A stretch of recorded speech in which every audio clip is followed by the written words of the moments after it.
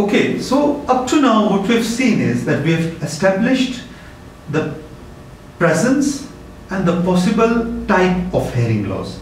So after you've done the watch ticking test and the 3 tuning fork tests, we should have had an idea that there's a possibility of some hearing loss, and it's possibly conductive, possibly sensorineural. The third step in assessment of hearing is to clarify exactly the type of hearing loss and furthermore to quantitate it. So we need to know the amount of hearing loss. This is done by what is called pure tone audiometry. Now, pure tone audiometry is the assessment of different frequencies of sound with calibrated sound. Now it is not just a tuning fork or a finger friction or a watch ticking. We are using decibel sound, and if you remember, there's a whole the nomenclature and the amount of decibels. There's a way of understanding what is normal and what is abnormal, and that is that 0 to 20 decibels is regarded as normal. If someone hears 21 to 40 decibels, is regarded as mild hearing loss. 41 to 60 is moderate. 61 to 80 is severe hearing loss. And if someone hears sounds which are only more than 80 decibels, that is called profound hearing loss. Number 1. Number 2, we test both air conduction and bone conduction. It is very important for us to realize that. And when we test air conduction and bone conduction separately, we test the whole pathway, which is the air conduction pathway, and the bone conduction is the part of the pathway which starts at the cochlea. And this allows us to differentiate between sensorineural hearing loss and conductive hearing loss. Before I demonstrate, I will show you some of the signs that are used in audiometry nomenclature, because once you do the tests, you then put it on a graph which is called an audiogram. I will show you some samples later on. And you test air conduction and bone conduction. And there is a technique, an audiometric technique, to make sure that only the ear you're testing is being responded from. That technique is called masking. So for example, if you're testing the right ear, you have to mask the left ear so that the left ear doesn't interfere with the testing of the right ear. That masking is built into the audiometer. So if you're testing air conduction and it is unmasked, the right ear is a red circle and the left is a black or a blue cross. Bone conduction, if it's unmasked, is with open triangles, and if bone conduction is masked, it's an open box, right and left. And if there's no response, we use those signs. And these are the symbols that we use to plot the audiograms. Okay, we will come to audiograms a bit later. I would like you to now just have a look at the equipment that we use for this.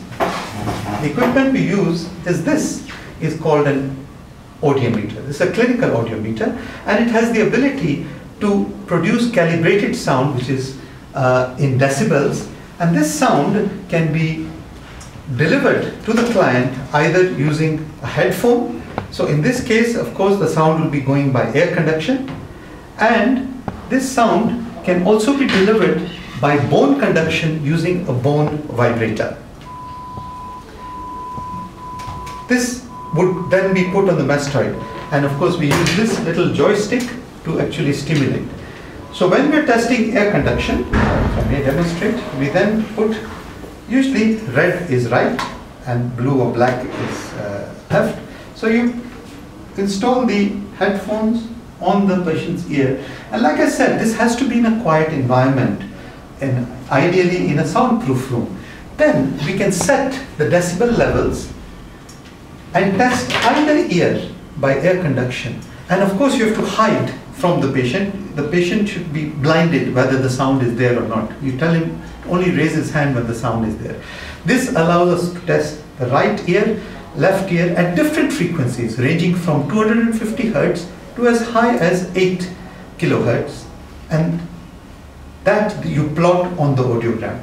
Once you're done with the bone air conduction, you then do the bone conduction, and this is the vibrator. you put it. For example, if I'm testing the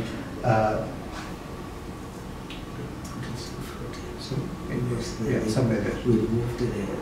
Yeah, that's fine. So this vibrator goes on the mastoid.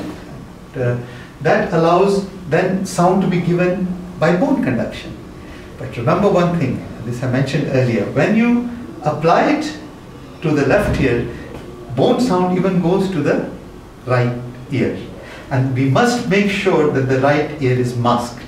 And that is the whole technique of audiometry. So we do mask the sound in the right ear so that we get accurate results only of one ear at one time. Thank you. Okay, so let me then show you some sample audiograms. You can go to the PowerPoint again.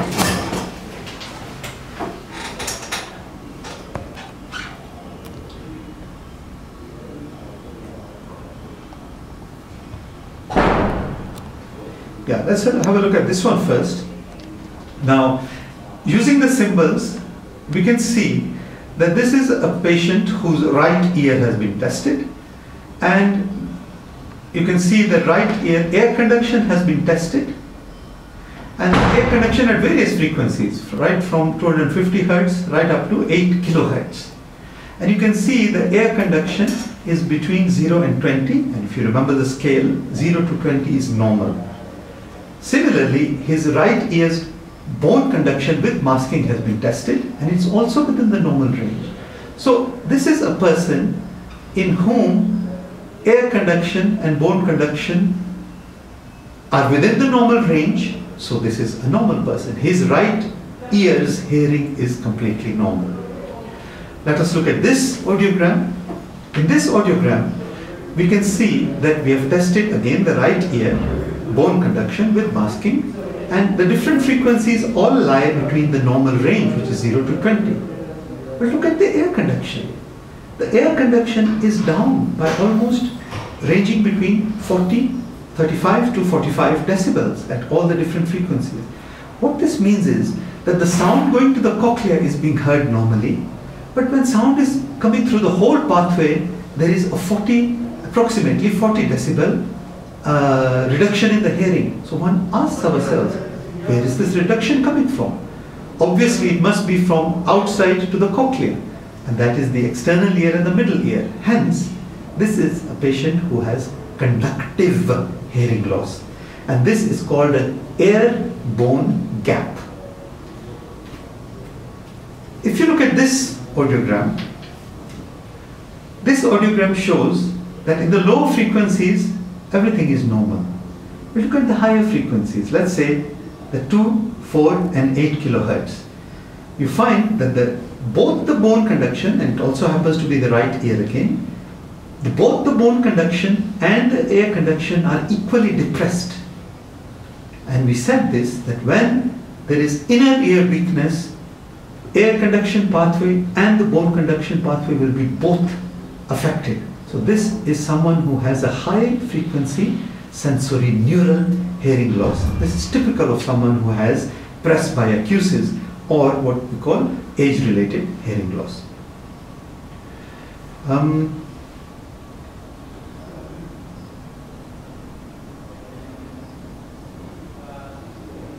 This final audiogram, which I would like to show you, shows us again a right ear that has been tested.